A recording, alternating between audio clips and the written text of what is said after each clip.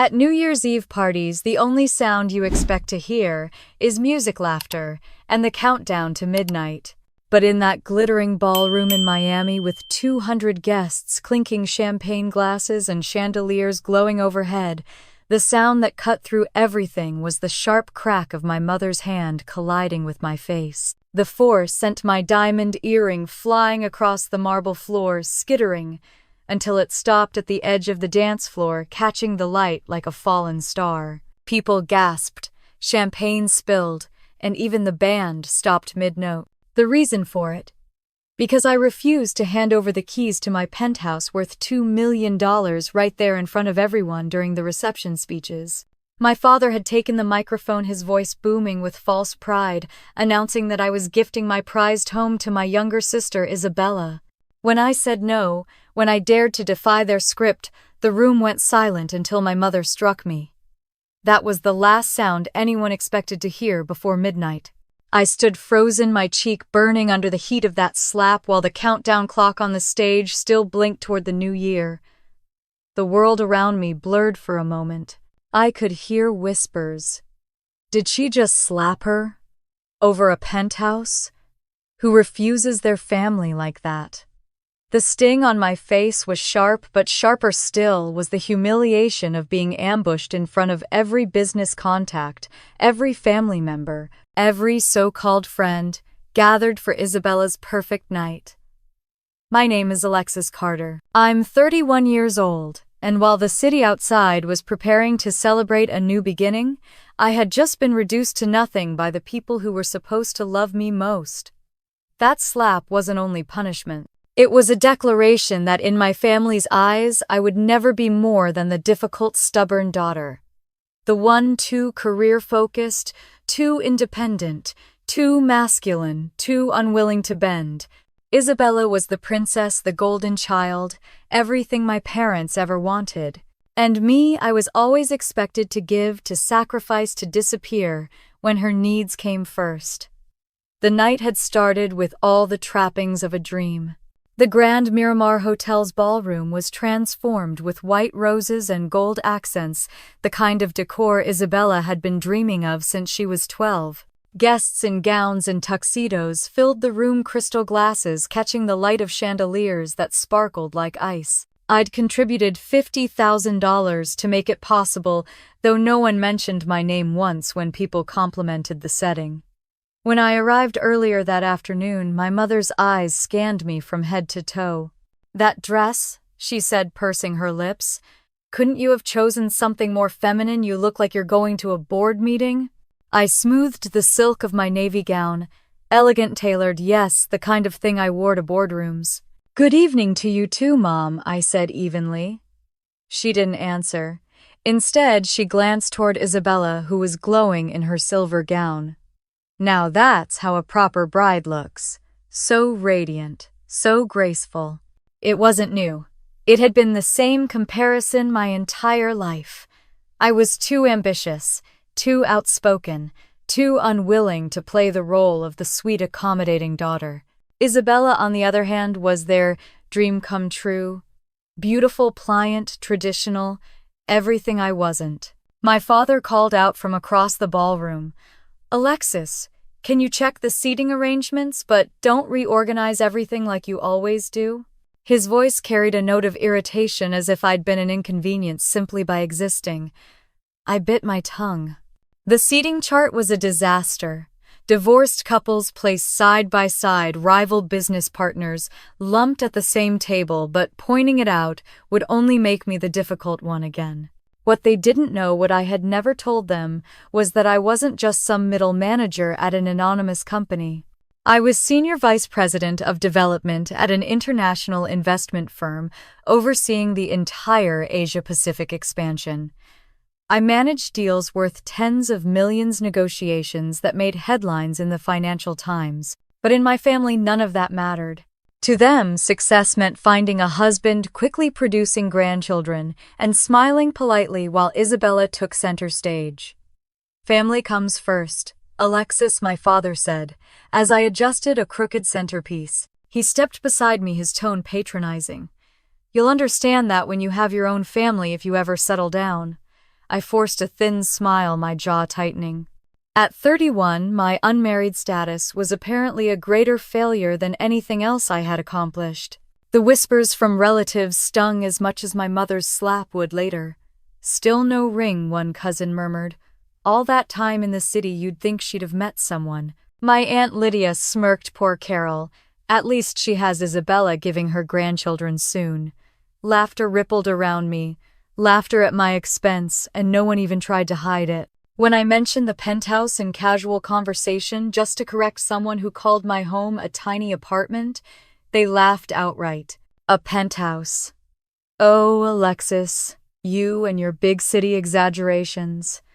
Isabella chimed in, her voice full of mock sweetness. Last year she said she was buying a Tesla.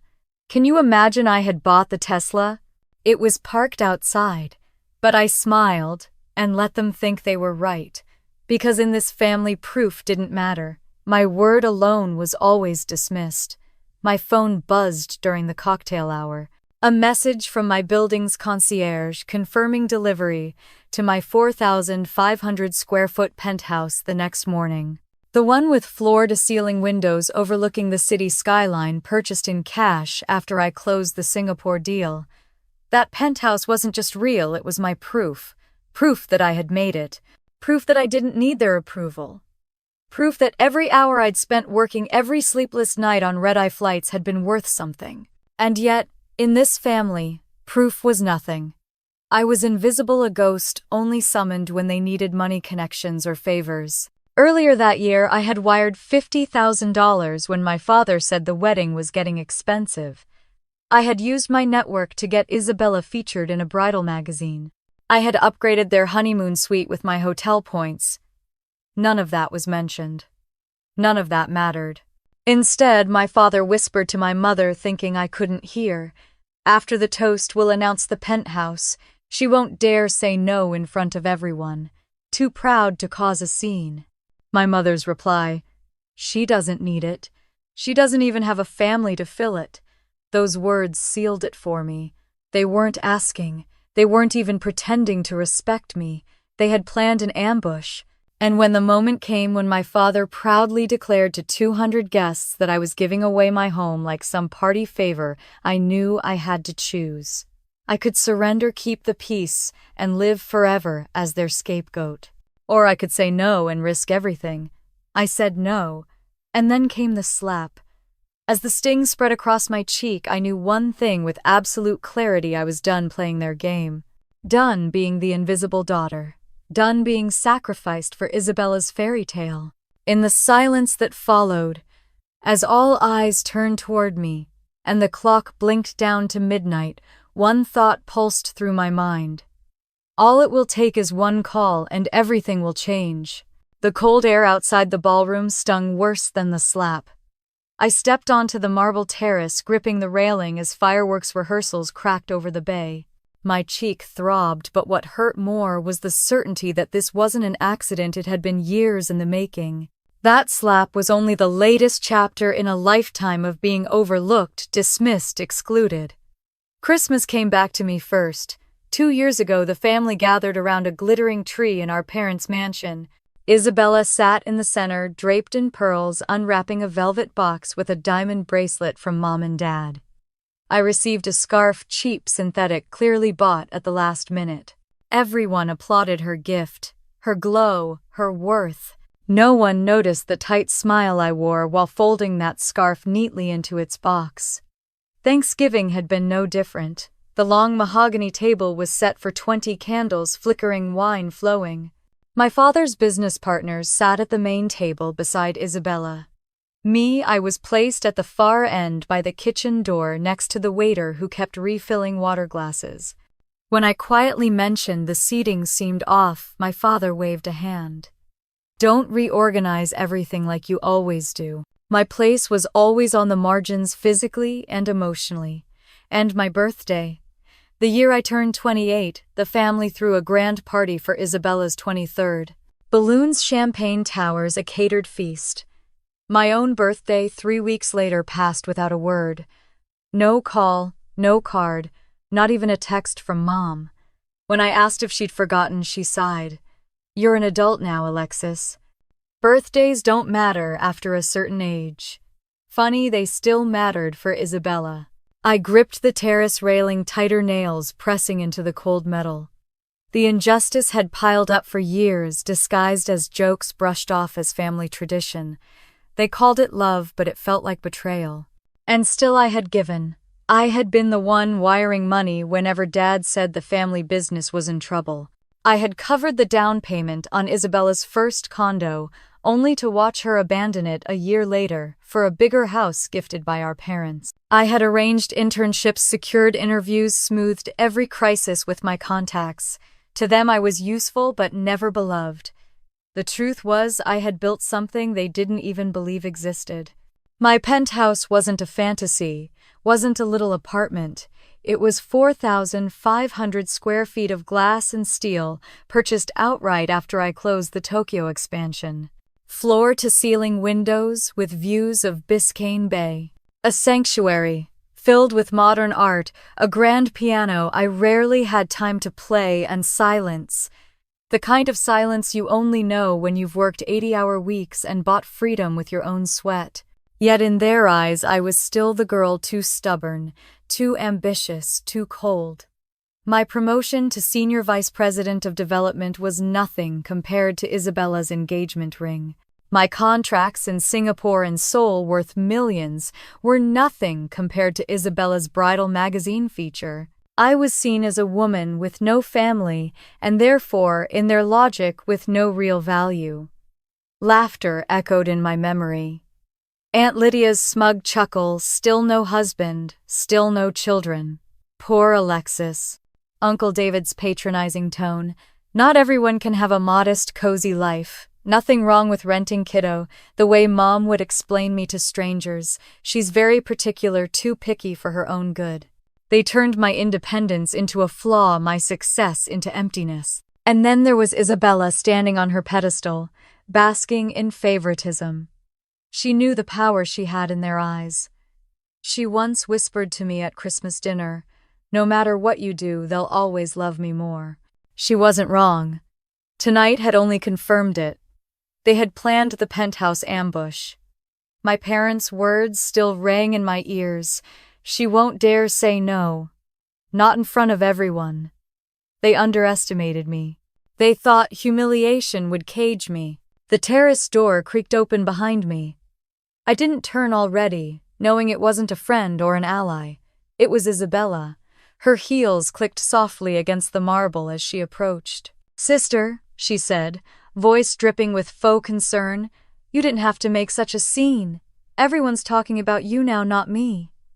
I kept my gaze on the bay lights, refusing to give her the satisfaction of eye contact. "You knew," I said quietly. She didn't deny it. "Of course I knew. But honestly, Alexis, isn't it better this way? You don't need that penthouse. You don't even have anyone to share it with. I do. I'm starting a family. I'm building a life. Don't you want to be part of something bigger than yourself?" Her words were poison disguised as sweetness. I turned, then meeting her eyes. "You don't want a home. You want everything I've built because you've never built anything of your own." Her smile faltered just for a moment, then returned. "Maybe, but they'll never see it that way. To them, I'm the deserving one. To them, you're just difficult." She left me with that, slipping back inside as if she had delivered a sermon. I stood there, fists clenched, fireworks popping in the distance. The anger inside me wasn't wild, it was sharp, focused, crystalline. I had played the invisible daughter long enough. My phone buzzed in my clutch. A message from Ethan Ross. "I saw the live stream. I'm close by. If you need me, give the word. I have the documents." I inhaled deeply, reading it again. The word documents steadied me. I remembered the day he'd insisted on adding an unusual clause when I finalized the penthouse purchase. Protection, he'd said, in case anyone ever tries to force your hand. I'd laughed it off then, but now I understood. He had seen what I hadn't dared to admit, that my family's entitlement could turn into something more dangerous. The terrace door opened once more, and laughter from inside spilled out, mingled with the hum of the countdown clock ticking closer to midnight. My parents believed they had caged me with shame. Isabella believed she had secured her prize. But the truth was different. I slid the phone back into my clutch, eyes fixed on the city skyline. Their fairy tale was unraveling, and they didn't even know it yet. All it would take was one decision, one phone call, and everything would change. The thought steadied me. For the first time in years, I felt powerful, not because of the penthouse, not because of the title on my business card, but because I knew I had a choice. Inside, the band began to play again, guests trying to pretend nothing had happened. But I knew. I had seen the mask slip, and this time I wouldn't let them bury me under their lies. The countdown clock ticked on relentless. Less than an hour to midnight. Less than an hour before everything turned. I had learned long ago that my family never acted on impulse. Every slight, every dismissal, every public humiliation was orchestrated, carefully staged, like one of my father's corporate presentations. That night was no different. Hours before the slap, before the ballroom gasped and the champagne froze mid-toast, I overheard them plotting. I'd been walking past the hotel's private lounge, balancing a stack of programs for the ceremony, when I caught my mother's voice. Sharp, hushed, triumphant. "Tonight Isabella will have the penthouse. Alexis won't dare humiliate herself in front of 200 guests. My father's chuckle followed. "She's too proud. She'll go along with it.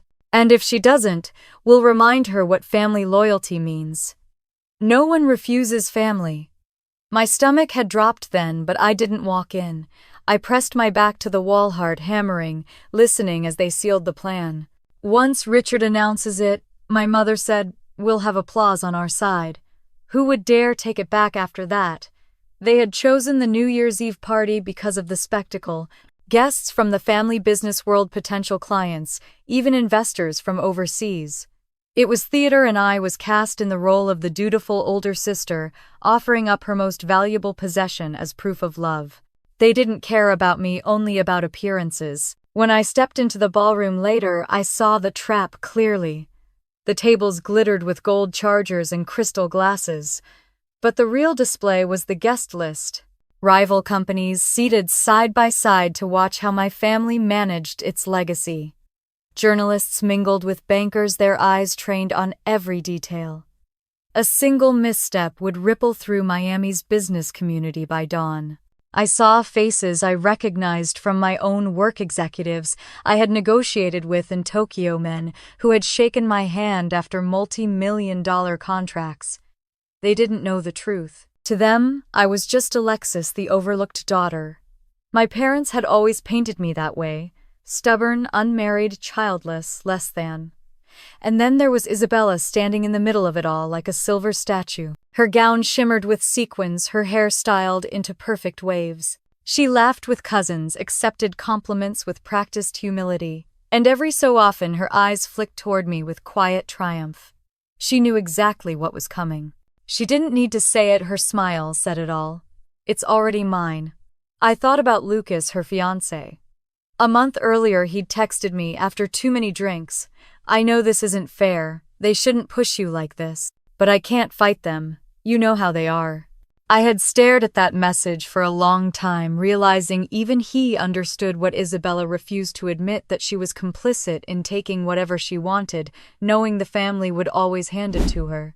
Back in the ballroom, I smoothed my dress and forced a neutral smile, though rage burned low in my stomach. Guests circled me with questions, each one a needle. "How's that little apartment of yours, Alexis?" Aunt Lydia asked, eyes twinkling with mockery.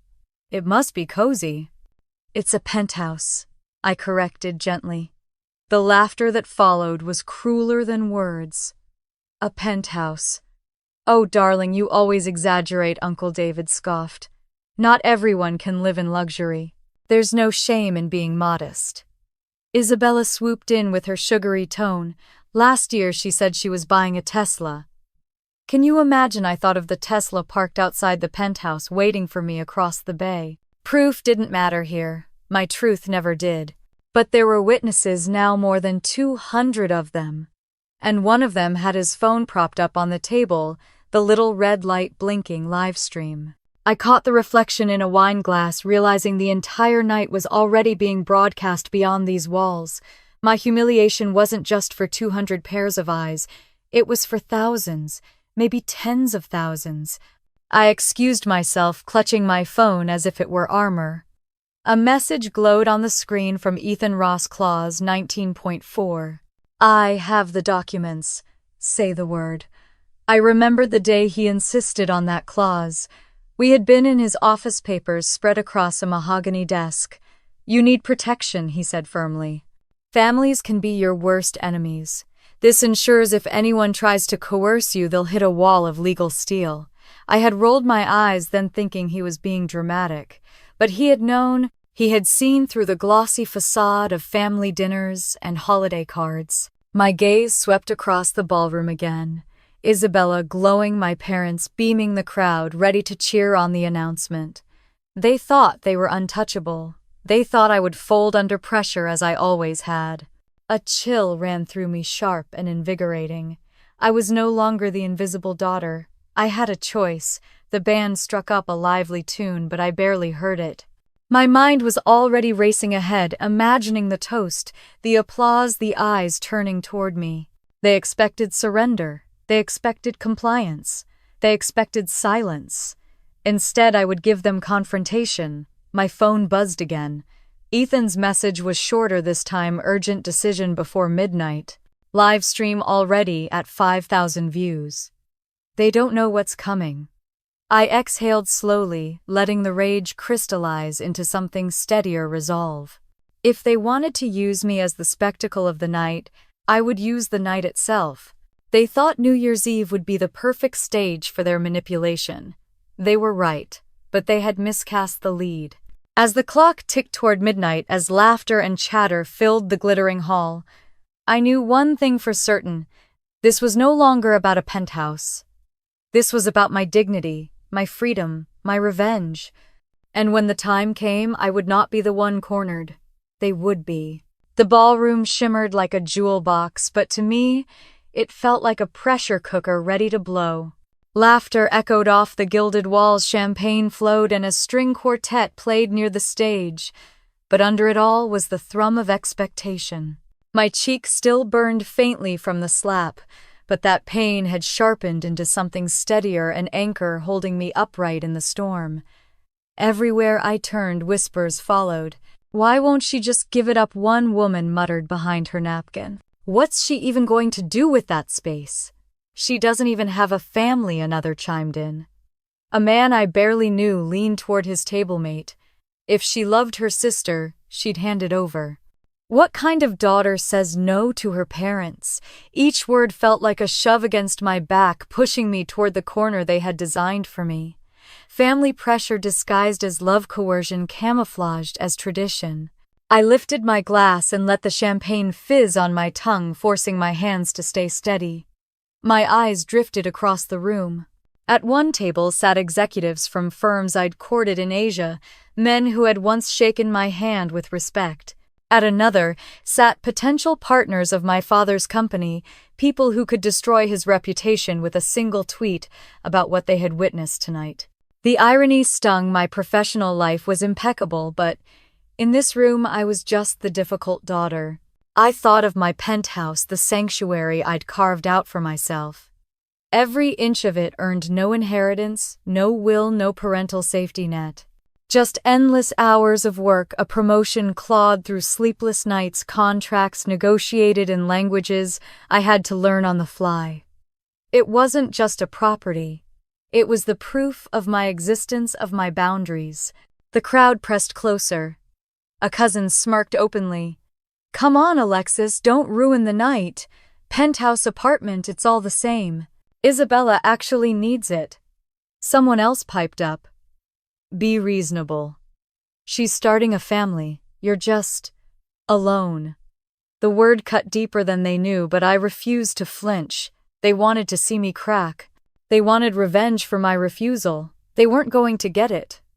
Isabella drifted to my side, perfume clouding the air, her sequined gown catching the light. She leaned in, her voice sweet but edged with steel. You don't want to be the villain here, do you? If you really cared, you'd give me the penthouse. Imagine the headlines, your generosity, my fairy tale. Everyone would admire you. I turned my gaze on her cold and unwavering. You don't want admiration. You want ownership of what you didn't earn. Her smile wavered. Charming as always. But they'll never see it that way. To them, I'm the bride. You're the obstacle. Then she was gone again, back into the sea of admirers, leaving the bitter taste of manipulation in her wake. My phone buzzed inside my clutch. I slipped it out under the tablecloth and glanced down. A message from Ethan lit the screen. I'm parked outside. I have everything we need. Clause 19.4 is ready. Decision's yours. I stared at the words, heart pounding. A wave of relief and dread rolled over me. He had the documents. The shield I'd once dismissed as unnecessary now stood between me and their grasping hands. But activating it meant escalation. It meant no going back. Aunt Lydia's voice sliced into my thoughts. Alexis, darling, don't be so cold. A home is meant to be filled with love. You don't even have someone to share it with. She smiled, as though she'd delivered wisdom. I set my glass down. Then perhaps I should wait until I find someone, shouldn't I? The table went quiet, startled by my composure. I could feel their unease ripple like static through the air. From across the room, I caught sight of my father speaking in hushed tones with a banker. The man shook his head, unimpressed. I watched my father's face, pale, his mask slip for just a second. The cracks in their fortress were spreading. The countdown clock glowed above the stage. Less than an hour until midnight. Less than an hour until fireworks painted the sky, until the city below cheered. They thought I would break before then. They thought humiliation would crush me. But they were wrong. I pressed my phone to my lap, typing back to Ethan, not yet. Wait for my signal. His reply came instantly, understood. But don't wait too long. The live stream is spreading. I slipped the phone away, spine straightening. If they wanted confrontation, they would get it. But it would be on my terms. The string quartet swelled into another waltz, couples gliding across the polished floor. I watched them move, faces glowing under chandeliers, pretending nothing was wrong. Pretending this wasn't a battle masked as a celebration. I caught my reflection in the mirrored wall, my face still flushed, my eyes burning brighter than I remembered. For years I had been the invisible daughter, the scapegoat, the one who smoothed over everyone else's drama. Tonight that role was dead. The whispers rose again behind me. Selfish. Ungrateful. She'll regret this. But I didn't regret it. For the first time in my life, I felt something close to power, not given, not granted, not bestowed, but claimed. As the music swirled and the clock ticked on, I whispered under my breath. Words only I could hear. This isn't their story anymore. It's mine. My father rose from his chair with the kind of gravitas he usually reserved for board meetings. The clink of his spoon against the champagne glass cut through the ballroom's hum, pulling all 200 guests into silence. The quartet faded out mid-note, and a spotlight swung toward the head table. He smiled broadly, scanning the room with practiced charm. Family is everything, he began, his voice amplified by the microphone in his hand. And tonight we celebrate not just a new year, but the strength and love that binds us together. Applause rippled politely, glasses lifted, eyes shining. I felt my stomach knot. I knew what was coming. My father's hand tightened around the microphone. That's why we're so proud to announce something very special. My eldest daughter Alexis has generously decided to gift her penthouse.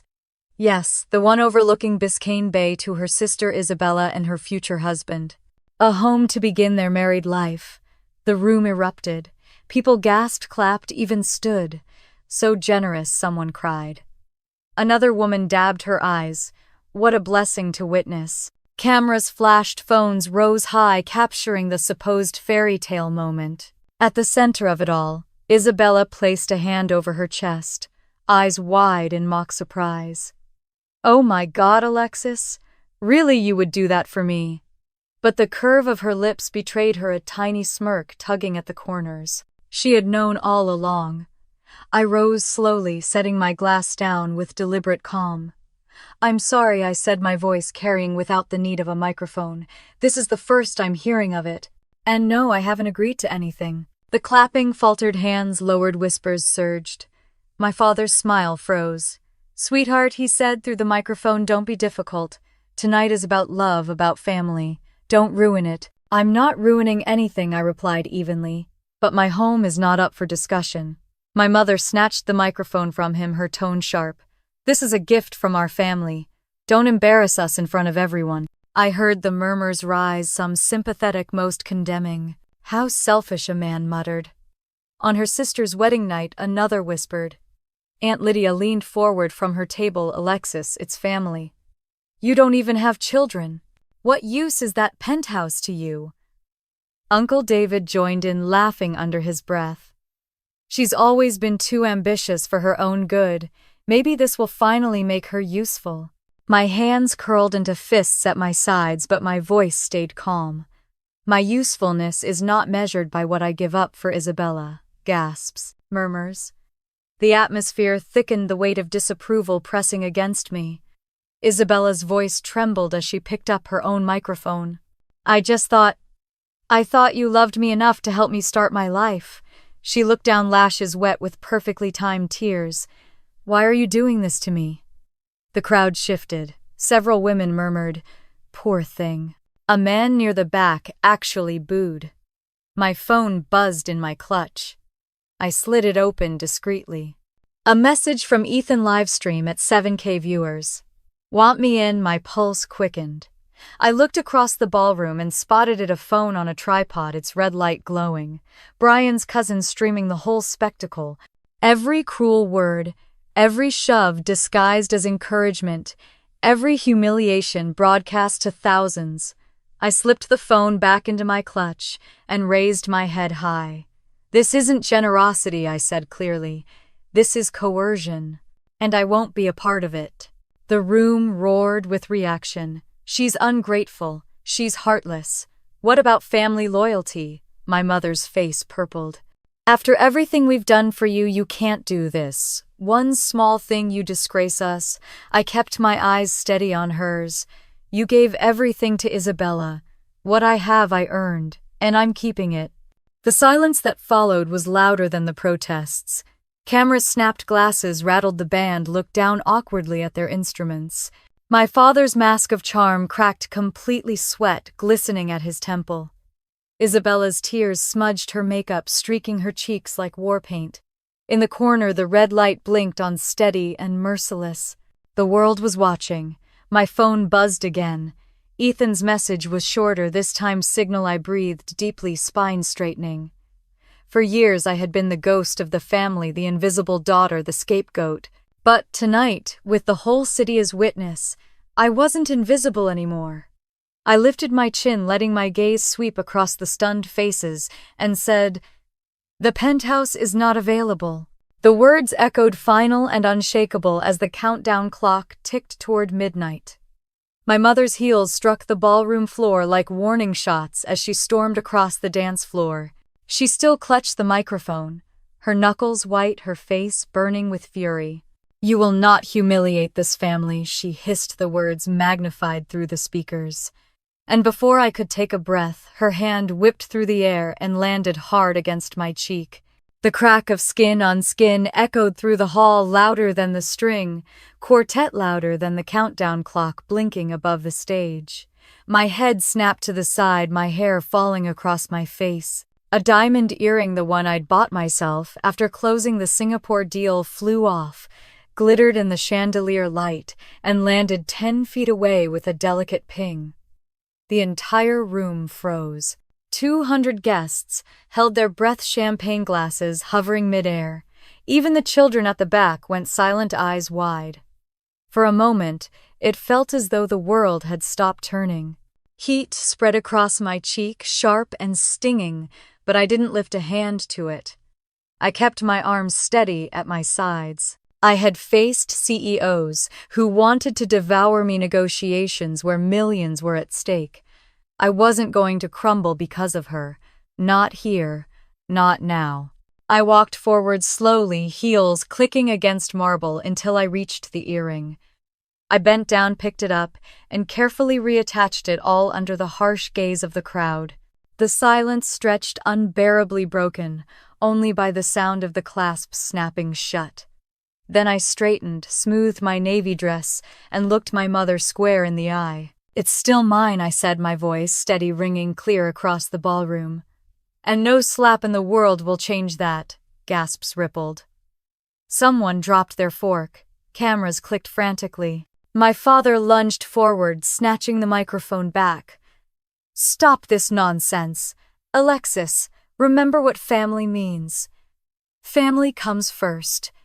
Family doesn't ambush each other in front of strangers," I answered. Aunt Lydia shouted from her seat. "Don't be so selfish. Isabella needs it more than you." "She's getting married," another relative added. "You don't even have a family to fill it with."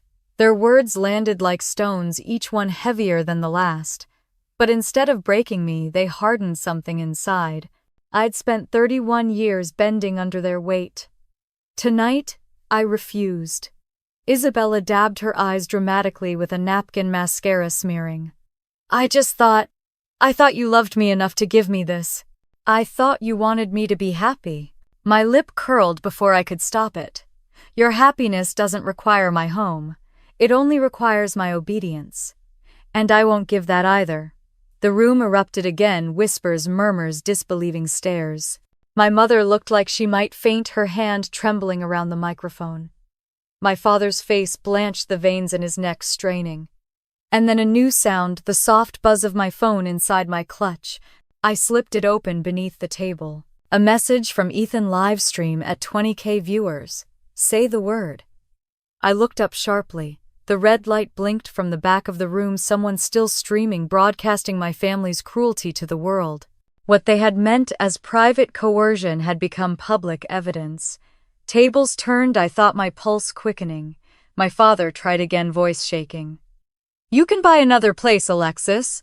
This is just property. Don't make a scene. If it's so simple, then you buy her one," I replied, my voice cool and sharp as glass. Gasps. Shocked laughter. Someone actually clutched their pearls. My mother lunged forward again, microphone pressed to her lips. "Ungrateful girl. After everything we've done for you," I cut her off. "What you've done is make it clear I was never enough unless I gave everything away. But that ends tonight." The silence after my words was deafening. I could feel the tide shifting even among the guests. Some frowned at my defiance, but others looked at my parents with unease, seeing the ugliness laid bare. And the live stream, that was already beyond their control. My phone buzzed again. Ethan's next message: "Signal I'm ready. When the fireworks start, so will we." I slipped the phone shut and lifted my chin. The pain in my cheek still pulsed, but beneath it, something stronger surged: resolve. I turned back to the ballroom, the chandeliers blazing above me, the weight of 200 eyes fixed on my every move. "The penthouse is not available," I repeated clearly, each syllable deliberate, final. And with that, I walked back to my table, heels steady against the marble, leaving my family and their broken spectacle in stunned silence as the countdown to midnight ticked on.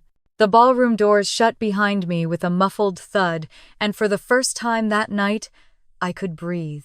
The air outside was sharp and cold, whipping strands of hair across my face, stinging the cheek where my mother's handprint still lingered. Laughter and music bled faintly through the thick glass, but out here, under the vast Miami sky, the silence felt like armor.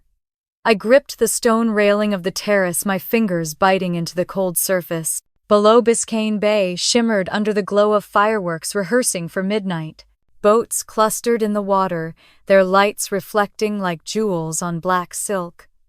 The city was alive with celebration, but inside me, everything had narrowed to a single burning point: I would not surrender. My phone vibrated in my clutch. Ethan's name lit up the screen. I swiped quickly. His voice came through steady and low, the way it always did when storms brewed. "Alexis." I saw the stream. "Are you all right?" I exhaled, shakily watching my breath cloud in the night air. "They slapped me, Ethan, in front of everyone. And then they demanded the keys. A pause on the other end. Then I told you, this day might come. Clause 19.4, do you remember? Yes, I whispered. The clause I'd once thought paranoid. Protection against coercion. He had been right. I'm in the car outside the hotel, he said. I have the documents. If you want me to walk in, I will. But this is your call. It always has been. The weight of his words pressed on me. Inside, my parents were still basking in their illusion of control, convinced humiliation would cage me. They had no idea their entire empire rested on the choice I was about to make. I need an hour, I said finally. You have less, he warned. The live stream is already climbing. 50,000 views in under 30 minutes. By midnight, it'll be everywhere. I leaned back against the railing, closing my eyes. 50,000 strangers had just watched my mother hit me. 50,000 witnesses to the injustice I'd swallowed for years. Strangers saw me more clearly than my own parents ever had. The terrace door creaked open, and for a second I braced for Isabella. But it was only a waiter slipping out to smoke. He caught sight of my cheek and froze. Miss Carter, I'm fine, I said quickly. Too quickly. He nodded, but didn't press lighting his cigarette in silence before wandering toward the far end of the terrace. Even a stranger knew what my family had done was wrong.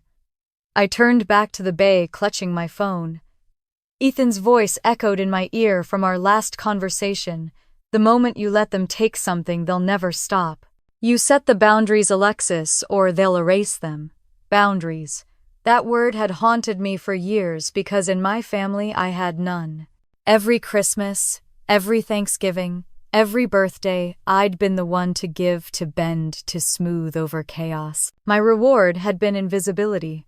Tonight had stripped away the last illusion. My phone buzzed again, a new message from Ethan. I'll be waiting at the entrance. Signal me if you're ready. When the fireworks start, so will we. I stared at the message until the words blurred.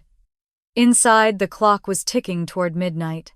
The room where my humiliation had been staged still sparkled with chandeliers, and my family still believed they owned me. But out here in the cold night, I realized I wasn't trapped. Not anymore. I pressed my palm against the bruise forming on my cheek, then lowered it steadier than before. I wasn't the ghost daughter tonight. I wasn't the scapegoat. I was Alexis Carter, and for the first time I had a choice. I slipped my phone back into my clutch, whispered to the wind, Happy New Year. And then I turned toward the glowing hotel doors, knowing the next time I stepped inside, everything would change. The chandeliers still glittered when the ballroom doors opened again. But this time, it wasn't a guest slipping out for air or a waiter carrying champagne. It was Ethan Ross. He strode in wearing a black tuxedo sharp enough to slice through the tension, two associates behind him, carrying sleek leather briefcases. Conversations faltered, heads turned. For a moment, no one moved. My father blinked, then forced a laugh that sounded more like a cough. This is a private family celebration. You're interrupting. Ethan didn't slow his pace.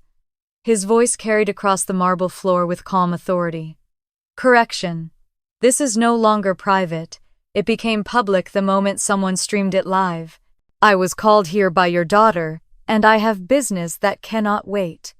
The whispers rippled instantly. Who is he? Isn't that Ross? Didn't he handle the Samsung merger? I followed him in my heels, clicking steadily. My cheek was still swollen, but I felt taller, steadier, as if I'd borrowed some of Ethan's iron composure. The silence thickened. 200 guests stared at me, the woman who had been slapped, humiliated, and yet had walked back in with reinforcements. My mother surged forward, voice shaking with rage. Alexis, how dare you drag outsiders into this? They're not outsiders, I said evenly. They're here because of clause 19.4. The guests murmured again, unfamiliar words stirring their curiosity. Ethan gestured toward his associates. One opened a briefcase producing neatly bound documents stamped with corporate seals. Your daughter's penthouse is protected under her executive compensation package, Ethan explained. Any attempt to coerce her into surrendering it is a direct violation of her contract. Legally void, punishable. My father flushed crimson. This is absurd. She's our daughter. This is family business. Ethan's expression didn't change. Family business becomes corporate liability when coercion is broadcast to tens of thousands of viewers. It's already online. You've exposed your company to scrutiny, Richard. The name landed like a stone. My father wasn't dad in that moment. He was a CEO being addressed by another executive, and the balance of power had shifted. From the far tables, I heard someone whisper, "So it's true. She really is a VP. Not just some assistant." Another guest murmured, "No wonder she owns that penthouse. She earned it." My mother gripped the microphone with trembling hands. "You don't understand. Alexis is confused. She doesn't know what she's doing." I stepped forward, voice clear. "I know exactly what I'm doing. I'm keeping what I earned. I'm refusing to be stripped of it because my parents think I don't deserve it." Isabella's lower lip quivered as she played her part. "Chi, please. I need it.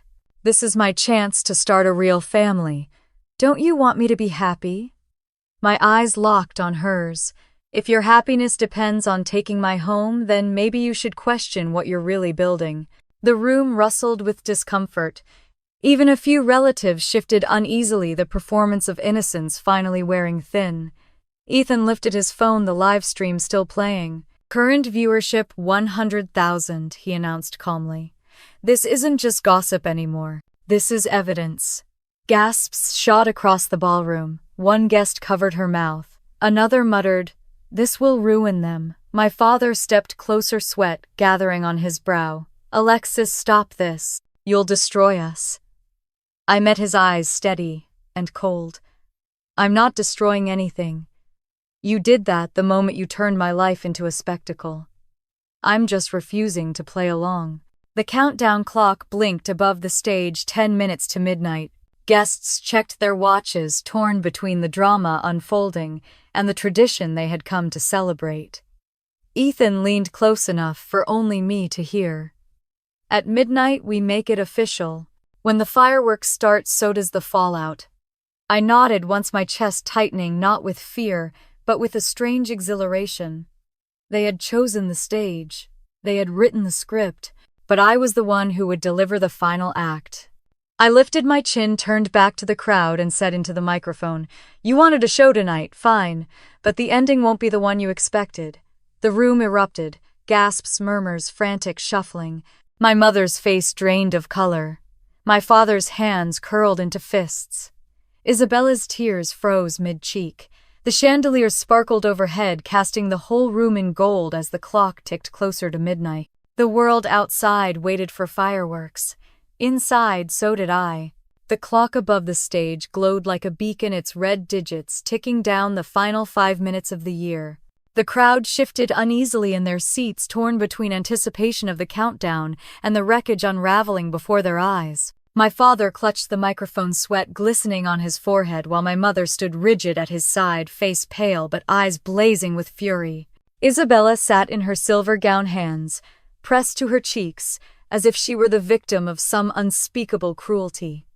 "Ladies and gentlemen," my father stammered, forcing a smile, "there's been a misunderstanding. Our family is united always. We are, after all, a family business built on loyalty." The words landed with a thud. A businessman at the front table leaned toward his wife and muttered loud enough to be heard, "If this is loyalty, I don't want a contract with them." I stepped forward before my father could continue. "There's no misunderstanding. You all saw it. You all heard it. My parents tried to take my home, my sanctuary, in front of 200 people on a night that was supposed to be about celebration. And when I refused, they struck me." My voice was steady, but the truth rang louder than any accusation. The audience rippled with shock. Whispers spread like wildfire. Phones were raised higher, recording every second. The live stream counter on Ethan's phone spiked past 150,000. My mother finally snapped, "Stop twisting this, Alexis. We raised you, we gave you everything. You owe this family. You owe your sister. I met her glare with calm defiance. What I owe, I've already given. Money, connections, time, sacrifices you never even acknowledged. But my penthouse, that was mine. Earned, not gifted, not inherited. Mine. The words earned and mine hit the room like hammer blows. Guests shifted eyes, narrowing at my parents. Someone clapped softly, and though it stopped quickly, the sound lingered. Isabella leapt up, voice cracking through the speakers. I just wanted to start my marriage right. You're heartless, who denies their own sister. Her mascara-streaked face trembled with rehearsed anguish, but it no longer held the power it once did. A woman at the back scoffed. Start your marriage with theft, some fairy tale. Laughter followed, sharp and merciless. The countdown clock blinked 4 minutes. Ethan stepped forward, his voice calm, clinical. Clause 19.4 is clear. Any attempt to coerce Alexis Carter into surrendering her property is void. And since it's been broadcast live, there's irrefutable proof. Any further attempt to pressure her could result in legal action against her parents and against anyone complicit. My father's mask cracked completely. This is absurd. You can't sue family. Watch me, Ethan said flatly. The ballroom erupted again, gasps, murmurs, frantic shifting. My parents looked cornered for the first time in their lives. Isabella sank back into her chair, the smirk gone, replaced by stunned disbelief. The clock blinked 3 minutes. I took the microphone from its stand. My voice rang through the ballroom, steady as steel. For 31 years I have been told I was less than. Too ambitious. Too independent. Too difficult. While Isabella was exalted, I was excluded. Birthdays forgotten. Holidays without an invitation. Everything I did was invisible until it was time to take from me. Tonight was supposed to be the crowning moment of their favoritism. But instead, you all got to see the truth. A hush fell. Faces turned toward me, some pitying, most admiring. I saw men I had negotiated with, women who had dismissed me before, now looking at me as if for the first time. The clock blinked 2 minutes. My mother's voice cracked as she tried one last time. You'll regret this, Alexis. Family is all you have. Without us, you're nothing. No, I said, lifting my chin. Without respect, there is no family. The words struck deeper than I expected. My father stumbled back a step. My mother's lips trembled, but she had no retort. The clock blinked 1 minute. The band hesitated, instruments poised. Guests stood instinctively preparing for the countdown, but no one took their eyes off me. I raised my glass, filled only with water now, and spoke into the microphone. Happy New Year. This year I choose myself. The room held its breath. 10, 9, 8. The crowd joined in, voices unsteady but growing. Fireworks exploded outside, their glow reflecting through the tall windows. 7, 6, 5. Ethan placed a folder on the head table. My father's hands shook as he glanced at the papers, the evidence of their coercion, the clause that would haunt them. 4, 3, 2. Isabella buried her face in her hands, sobbing not from grief, but from the shattering of entitlement. One fireworks erupted over the bay. Cheers filled the air, but not for my parents, not for Isabella. It was for the new year, and for me standing tall with the microphone still in my hand. Ethan's voice cut through the noise, directed at my father. As of midnight, everything changes. The penthouse remains Alexis's. Any attempt to contest it will be considered fraud. And if you continue to endanger the company's reputation, I will personally call for your removal. The guests gasped, some even clapped outright. My father sank into his chair, pale and silent. My mother's shoulders shook as though the fight had finally drained out of her. I set the microphone back on its stand, looked out across the ballroom and said simply, "This story doesn't end the way you planned."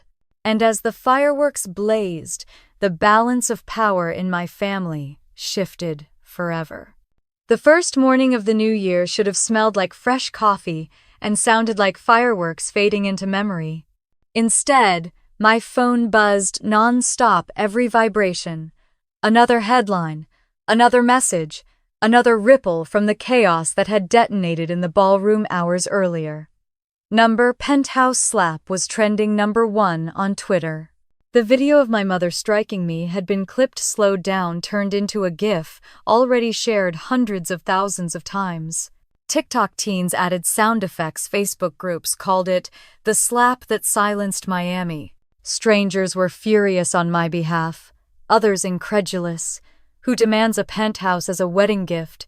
From my penthouse windows, I could see the city sparkling under the dawn Sunday. The view should have soothed me. Instead, it hammered home how close I had come to losing it all if I'd bowed my head. A news alert flashed across my screen. Local investment firm faces backlash after family scandal goes viral. Beneath it, photos of my father and mother at the ballroom looking pale, caught mid-argument with Ethan. The caption was brutal. Toxic family drama exposes cracks in family business. By mid-morning, 3 contracts had already collapsed. Patterson Freight pulled out of a multi-million-dollar deal. Kim Electronics released a statement condemning coercive business practices. Williams Logistics terminated their annual partnership, citing ethical concerns. That alone cost the company nearly $3 million a year. My father's calls lit up my phone, missed, ignored, relentless. When he finally texted, it was desperate. We need to meet. Please. Everything is falling apart. I turned my phone face down and poured another cup of coffee. Meanwhile, Isabella's perfect engagement crumbled online. Her fiancé's family released a curt statement. We do not condone entitlement or coercion. The wedding is postponed indefinitely pending counseling. Comments flooded in. Who marries into that mess? She wanted a penthouse more than a husband. By afternoon, Isabella's Instagram, once filled with bridal gowns and glowing selfies, was locked private. Screenshots of her crying in the ballroom were plastered across gossip blogs. For the first time in her charmed life, the narrative was not in her control. I sat back on my sofa, the bruise on my cheek tender, but fading, and felt a strange, quiet settle in my chest. This was revenge without lifting a hand. They had written their own downfall. I had only refused to play along. Ethan called around noon. Are you seeing the fallout? He asked. I'm watching it unfold from my couch, I said, sipping my coffee. You don't need to do a thing. The internet is doing it for you. Every clip, every headline, this isn't just drama. It's consequence. Consequence. The word fit better than revenge. That afternoon, a journalist emailed me asking for comment. I typed, then deleted, then typed again, finally sending. I have nothing to add. The video speaks for itself. By evening, the story had gone national. Major outlets picked it up. Talk shows debated it. Was the daughter selfish, or were the parents manipulative? Polls showed 80% siding with me. Viewers called it inspiring, someone finally refusing to be bullied by family under the guise of loyalty. In the penthouse, I dimmed the lights and watched the city hum below, my phone buzzing with messages of support from colleagues, even strangers. Some shared their own stories, siblings stealing inheritances, parents dismissing careers, relatives demanding sacrifices. Thank you for showing it's okay to say no, one message read. But not all messages were kind. My mother's voice still reached me, this time through social media rants. She wrote on Facebook, "Ungrateful daughter destroys family for attention. Money over love, corporate poison." Screenshots circulated, commenters tearing her apart. Now we see where the problem started. My father's messages grew shorter, more panicked. Contracts gone. Investors furious. Please meet. Another, if you don't help, the company won't last a week. I didn't reply. Not yet. That night, I stood by the glass windows as fireworks from leftover celebrations flickered in the distance. I pressed my palm to the cool surface and whispered, "Happy New Year." The city blinked back, indifferent but steady, like it had been waiting for me to finally claim my place. The phone buzzed one last time before I went to bed. It was Ethan. Tomorrow, his text read, "Your parents will beg. Be ready." I smiled faintly in the dark. For once I wasn't afraid of the morning. 2 days after the party, I walked into my father's office at the company headquarters and barely recognized the people waiting for me. My father sat hunched at the end of the conference table, his tie loosened, his eyes bloodshot. My mother was beside him, mascara smudged as if she hadn't slept. Isabella slumped in a chair across from them, her silver engagement ring missing from her finger. The air smelled of stale coffee and desperation. "Alexis, my father," said his voice cracking. "Thank you for coming. We need you." I set my bag on the table, my back straight. "You didn't need me 2 nights ago when you tried to strip me in front of 200 people. What changed everything?" My mother whispered, her voice uncharacteristically small. "The clients, the contracts, they're all gone. The bank is calling in loans. If this doesn't stop, the company won't survive the week." My father tried to smile but failed. "You can fix this. You're respected, you have connections. If you stand with us, if you reassure our partners—" "You mean I cut in if I use my reputation to patch the hole you ripped open with your own hands?" Silence pressed heavy against the room. Isabella broke it with a sob. My life is ruined. Lucas's family said they won't move forward with the wedding until I go through counseling. They called our family toxic. Do you understand what you've done to me?" My jaw tightened. "What I've done to you, Isabella," I said one word: no. Everything else, every slap, every lie, every live-streamed humiliation, that was you, Mom and Dad? You're the ones who lit the match. She shook her head, tears streaming. "I hate you. You're cruel. You've always been jealous." I leaned forward, my voice low but sharp. "No, I'm finished being your scapegoat. You lived your whole life believing the world owed you because our parents worshipped you. And now you don't know how to stand when no one is holding you up." Her sobs filled the silence, but I didn't look away. My father rubbed his temples. "We made mistakes, but we're still your family. Family comes first." That phrase again. I almost laughed. Family comes first when you forgot my birthday, when you excluded me from holidays, when you told everyone I was a failure because I wasn't married. What you mean is, Isabella comes first. My mother's lips trembled. "We were wrong," she whispered. "I was wrong. I lost my temper. But you can't let this destroy us." I folded my arms. "You destroyed yourselves. I'm not your savior. I'm not your ATM. I'm not the invisible daughter who bends because you demand it." The door opened and Ethan stepped in carrying a folder thick with documents. His presence shifted the room instantly. My father stiffened, my mother's eyes widened. He placed the folder on the table. "This," he said calmly, "is a formal agreement. If you want even a chance of salvaging your business, you'll sign.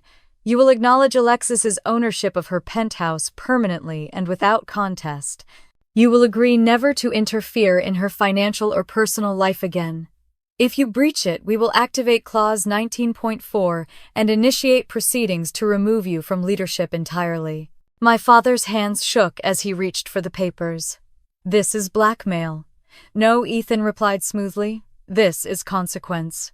My mother looked at me then, eyes shining with something between pride and fear. "Alexis, you can't do this to us." "I'm not doing anything to you," I said. "I'm finally choosing myself." Isabella slammed her fist against the table. "You'll regret this.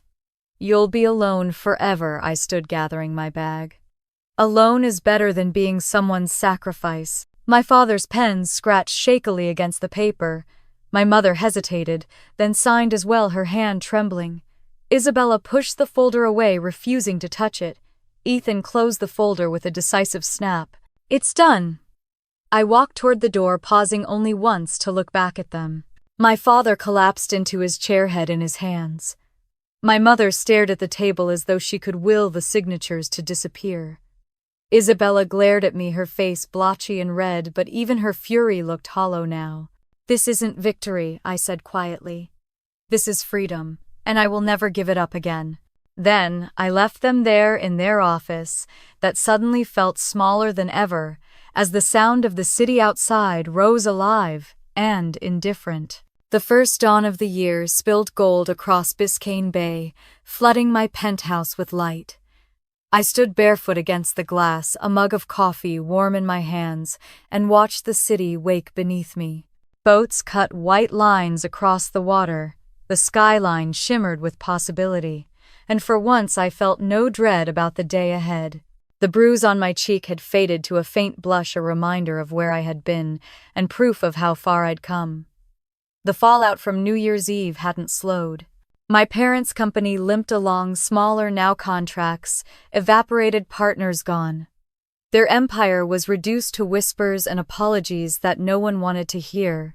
Dad kept a lower profile, his confident speeches silenced by the shame of what the world had seen. Mom rarely left the house, still clinging to her story of betrayal, but the world had stopped believing her long before she realized it. Isabella's life collapsed more quietly. The engagement dissolved when Lucas's family refused to tie themselves to a scandal.